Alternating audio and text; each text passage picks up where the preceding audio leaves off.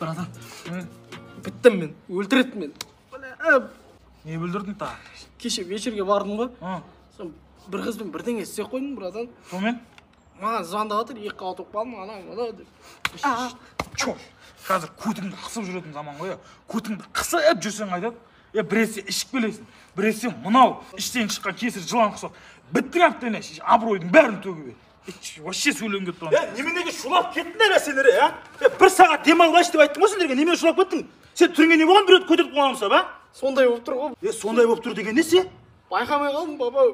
Не қарап жүрсің, сен ағасы болып қарамайсың ба кішкене? Болды енді, қоя бер, іштен қалмайды, кешеден жазған көреміз енді. Айтам ғой бұған папаша. Өзім сияқты қанша екі қабаттаса да білдірмей жүрсе болады ғой, мен сияқты. Спокойно. Батя, мынау ғой. Сен екен ғой тәрбие беріп жүрген ағаң, Ура, тәңіреттің басын. Домбырамның ұшегінде күттің нелер ойлаған